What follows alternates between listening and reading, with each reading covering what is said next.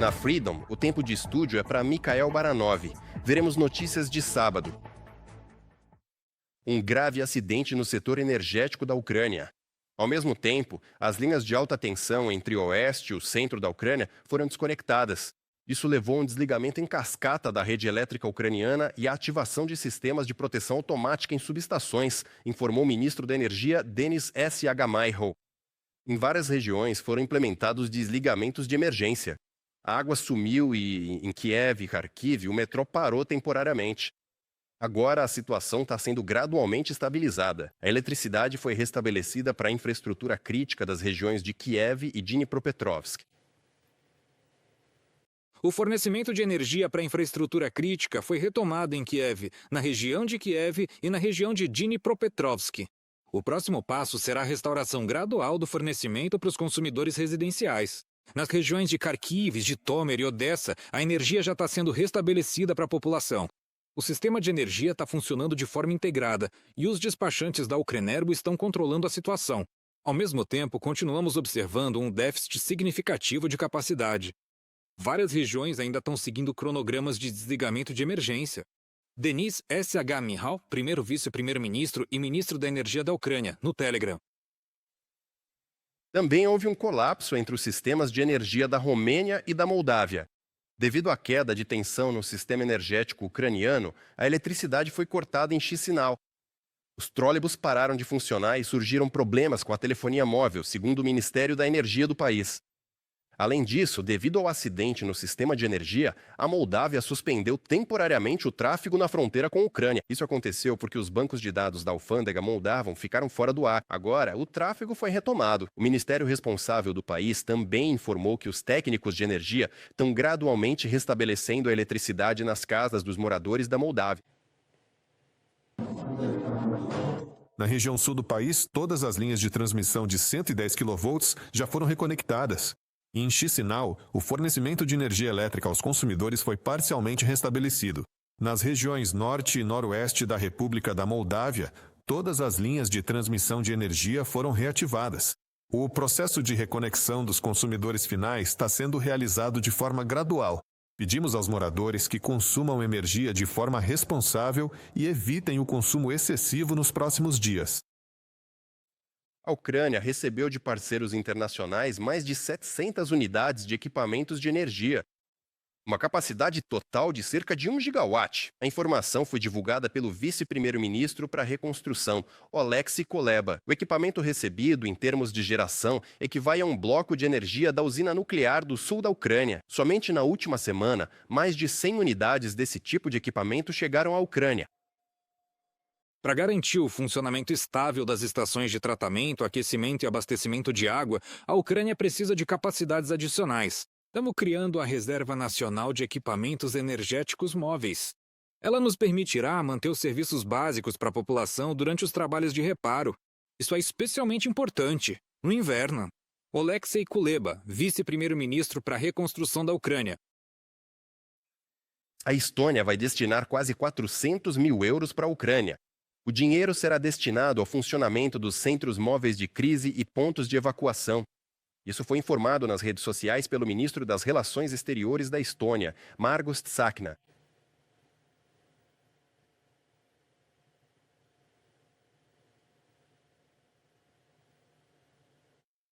Putin tenta usar o frio e a escuridão como armas, mas cada gerador, cada cabo reparado e cada ajuda europeia envia um recado claro. A Ucrânia não vai cair. Margus Tsahkna, ministro das Relações Exteriores da Estônia, nas redes sociais IKS.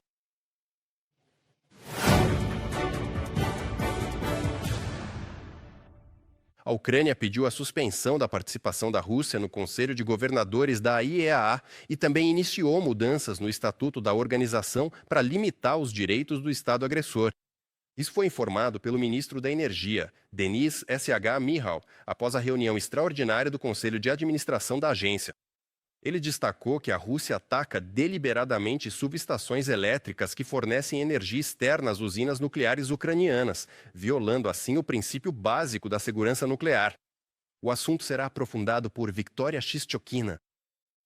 Durante o período de trégua energética, o exército russo intensificou os ataques aos nós de transporte em vez do setor de energia. O presidente da Ucrânia, Volodymyr Zelensky, declarou isso após uma reunião especial sobre a situação nas regiões. Na madrugada de sexta-feira, as tropas russas atacaram novamente Zaporíjia com drones. 2 mulheres ficaram feridas. Com o resultado dos ataques, 6 prédios residenciais e 10 casas particulares em 2 bairros da cidade foram danificados. A onda de explosão quebrou janelas, destruiu varandas e telhado. Continuam os ataques de drones contra áreas residenciais comuns nas cidades ucranianas. Também houve o uso de um míssil balístico na região de Kharkiv. Foram danificados armazéns de produção civil comum, e essa é uma empresa americana. Em Zaporizhia, os Shaeds atingiram um dos bairros da cidade. Os ataques com drones FPV continuam praticamente ininterruptamente em Kherson, nas cidades da Dnipropetrovsk e principalmente em Nikopol. A situação nas regiões fronteiriças de Chernihiv e Sumy é difícil. Região de Kharkiv. Volodymyr Zelensky, presidente da Ucrânia, no Telegram. Na véspera, o presidente do ZEUA, Donald Trump, declarou que pediu pessoalmente a Putin para suspender os bombardeios a Kiev e outras cidades da Ucrânia, durante o período de frio extremo.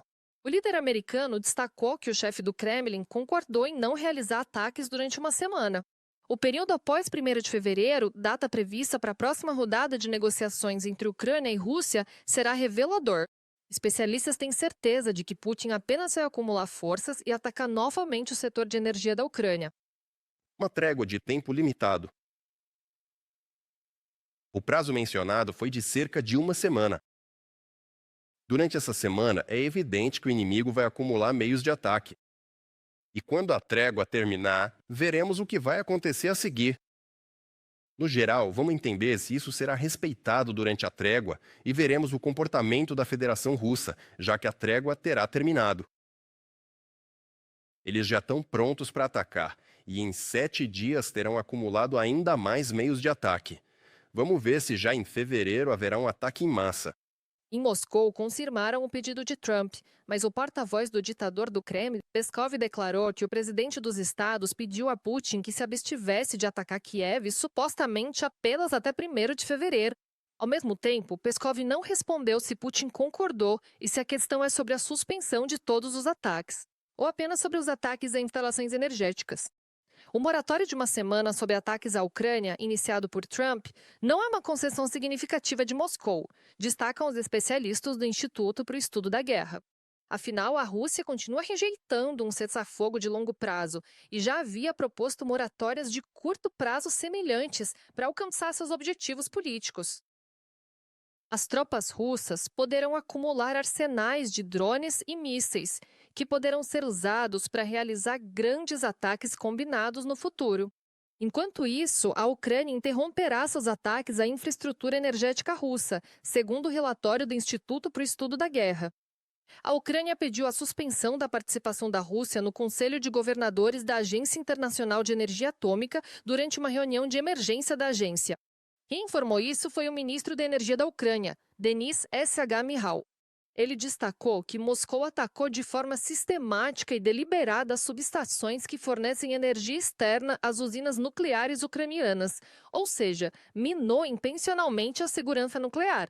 Por isso, a Rússia não pode participar plenamente do Conselho de Governadores da agência. Shmyhal chamou atenção especial para a situação na usina nuclear de Zaporíjia, temporariamente ocupada, onde desde o início da invasão em grande escala já ocorreram apagão. Pedimos aos Estados-membros que imponham sanções abrangentes contra a Rosatom e limitem a cooperação com essa empresa em todas as áreas possíveis. Foi levantada a questão da suspensão da participação da Rússia no Conselho de Governadores da IEA, assim como discutida a intenção de iniciar alterações no Estatuto da IEA, com o objetivo de limitar os direitos do Estado agressor. É hora de impor responsabilidade real por atos de agressão que minam a segurança nuclear. Denis Shmyhal, primeiro vice-primeiro-ministro da Ucrânia, ministro da Energia da Ucrânia, no Telegram. A Rússia continua atacando a Ucrânia mesmo durante a chamada trégua energética. No dia 30 de janeiro, Kherson foi atacada. Um ônibus de linha foi atingido por disparos de sistemas de foguetes de lançamento múltiplo. Como resultado do impacto, o motorista morreu no local. 5 passageiros ficaram feridos. O exército russo também atacou comunidades fronteiriças da região de Chernihiv. Como resultado do ataque de um drone FPV, foram destruídos um carro de serviço da administração florestal e a casa de cultura da cidade. Uma pessoa morreu e 2 ficaram feridas em decorrência do ataque do exército russo à região de Kharkiv. A informação foi divulgada pelo chefe da administração militar local, Oleg Sinegubov.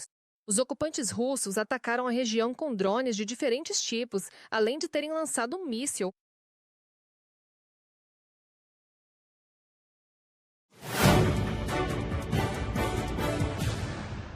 E agora para outras notícias.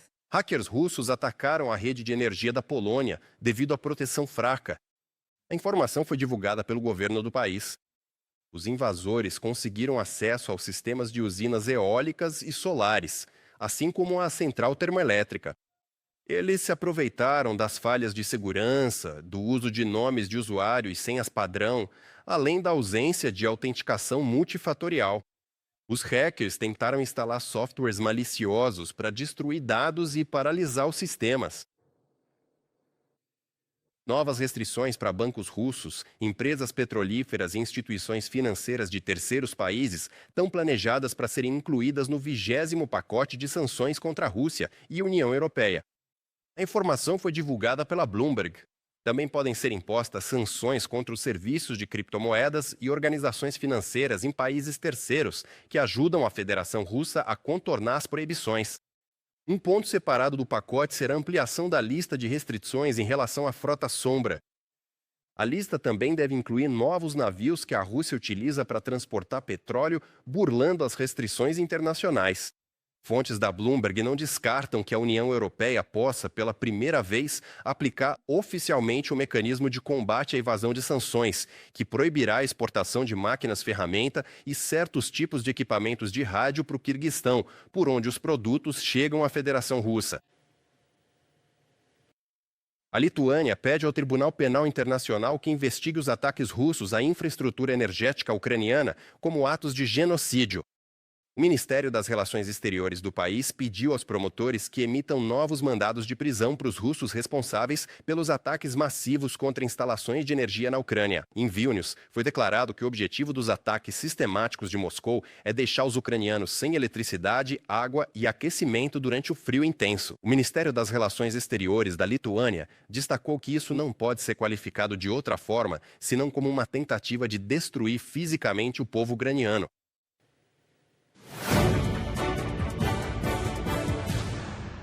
Atualmente, oficinas de reparo de drones na linha de frente existem em cada unidade do exército ucraniano. Nessas oficinas, os drones são rapidamente consertados e modernizados, e os vantes são devolvidos para a linha de frente. Os especialistas da 5ª Brigada Slobozanska Skif, da Guarda Nacional da Ucrânia, organizaram um laboratório para conserto de drones, onde reparam equipamentos e aprimoram modelos já existentes. Mais detalhes na reportagem de Natália Belokudri. Este é meu local de trabalho, aqui tem o computador para o serviço, ali a impressora com o firmware dos drones, e aqui, digamos, é o espaço para soldagem, desmontagem e montagem. Tudo o que preciso está aqui comigo. Basicamente, está tudo aqui. Máximo, o principal técnico de aviação da unidade de sistemas de drones da Brigada Skif, está ocupado atualizando o firmware de um drone que em breve será enviado para a linha de frente. Antes da invasão, ele trabalhava como barman em Kharkiv, mas depois de ser mobilizado em 2023, tornou-se especialista em drones. Nossa unidade opera drones de reconhecimento, drones de ataque e drones de ataque pesado. Que tipo de pratos quentes você está preparando esta semana? Lubrificação do tanque. Maxim montou seu primeiro drone antes da invasão russa da Ucrânia. O drone era composto por um número mínimo de peças. Agora ele tem à disposição uma base técnica sólida. Abraçadeiras, cabos, ferramentas de solda, uma impressora 3D onde são feitas peças para os drones. Estamos fazendo esse tipo de suporte para o drone. Isso é para a bateria. A bateria vai em cima. Vai ficar pronto, provavelmente, em umas 4 horas. Ilha entrou para a Guarda Nacional como voluntário nos primeiros dias da invasão em grande escala da Rússia. O militar já tinha experiência de combate. Ele serviu por contrato no pelotão de reconhecimento da Infantaria Naval. E lá, aprendeu a operar os primeiros drones. Agora ele está na unidade de sistemas de drones da Guarda Nacional da Ucrânia. E a tarefa dele é fornecer tudo que os mestres de manutenção precisam e treinar os novatos. A motivação de cada um é diferente. Mas no nosso grupo, todo mundo é motivado. Todos querem causar o máximo de dano ao inimigo e conquistar a vitória o quanto antes. Sim, eu sou sambista. Você tá sobre o alvo? Pergunta. Tô com você. Você está sobre o alvo. 33 segundos. Ok, aceito. Mais 33 segundos de tempo de voo. Cobrar. Atirador. Andrei, comandante de uma unidade de drones de 33 anos, está confiante de que os drones substituirão os humanos no campo de batalha no futuro. Mas elas precisam de manutenção, modernização e reparos. Nesta oficina, não só consertam drones, mas também treinam soldados. Há um grande recorte da sociedade, ou seja, pessoas de várias profissões, com diferentes conhecimentos, vieram para cá. Alguns estudaram em algum lugar e há muito tempo queriam entrar para as forças de sistemas não tripulados. E outros simplesmente conversaram com alguém, viram potencial nele, e o mais importante na nossa profissão hoje é que a pessoa tem que querer aprender. Minimizar as perdas entre o pessoal é o principal objetivo de qualquer comandante. Andrei se orgulha de ter conseguido proteger e unir a equipe. Em primeiro lugar, na minha unidade, graças a Deus, durante todo o ano passado não tivemos perdas. Houve feridos, mas todos foram tratados e, com o tempo, voltaram. Eles voltavam ainda mais determinados. Essa unidade foi construída aos poucos, em pequenas partes. As pessoas foram se juntando, e agora nossos filhos convivem, nossas esposas se conhecem, nós convivemos como famílias. Já somos uma grande família. Dezenas dessas oficinas que foram montadas ao longo de toda a linha de frente já mostraram sua eficácia. Os drones montados aqui estão prontos para missões na linha de combate em apenas alguns dias. Natalia Belokud e Andrei Domovoy, da região de Kharkiv, para o canal de TV Freedom.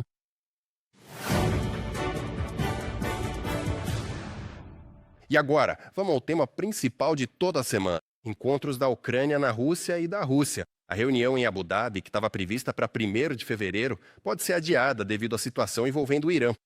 Foi o que declarou o presidente da Ucrânia, Volodymyr Zelensky. A data do encontro pode ser influenciada pelo ataque dos estados ao regime dos ayatolás. Por isso, ainda não se sabe quando exatamente ele acontecerá. O presidente da Ucrânia também destacou que, como a nova composição da delegação russa é significativamente maior do que antes, a Ucrânia vê esses encontros como uma oportunidade séria para discutir questões-chave. Apesar de todas as discussões, o resultado real agora depende do ditador russo Putin, já que na Rússia tudo funciona exclusivamente dessa forma. Os russos discutiram algumas questões com a nossa delegação e com a delegação americana. Responderam ao que podiam responder, ao que não podiam, ouviram os argumentos. É um momento muito importante que agora, em vez de referências fantásticas e históricas, houve uma transição para ações e discussões reais para acabar com a guerra. Volodymyr Zelensky, presidente da Ucrânia, durante seu discurso à imprensa. A Ucrânia continua aberta a negociações de paz com a participação da Federação Russa e dos Estados Unidos. No entanto, a Europa deve estar presente nas etapas-chave. Foi o que declarou o presidente da Ucrânia, Volodymyr Zelensky, em entrevista à Rádio Tcheca. E ressaltou que a questão do território da Ucrânia não pode ser resolvida no nível de equipes técnicas. É necessário um contato direto no nível dos líderes da Ucrânia, do ZEU e da Rússia. Kiev demonstra vontade de alcançar um resultado positivo nas negociações com Moscou. Já no Kremlin, mostram apenas uma simulação de atividade. Foi o que afirmou o conselheiro do gabinete do presidente da Ucrânia, Mikhailo Podolyak, ao vivo no canal de TV Freedom. Ele também destacou que Moscou e, pessoalmente, Putin têm muito medo de medidas coercitivas rigorosas que os EUA possam aplicar contra a Rússia. Eles, claro, querem em parte simular o processo de negociação, mas até a simulação tem certos limites. Afinal, o ZEU e Trump querem resultados concretos nessas negociações.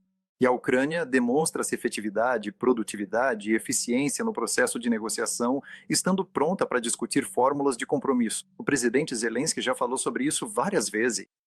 Além disso, a Ucrânia propôs um excelente formato de negociações, no qual alguns temas são divididos em diferentes blocos. Inscreva-se no nosso canal UATV Português e mantenha-se atualizado com os eventos mais importantes, as principais notícias da Ucrânia e do mundo, análises profundas, reportagens exclusivas e entrevistas. Tudo ao alcance da sua mão em nosso canal. Junte-se à nossa comunidade de espectadores e mantenha-se conectado.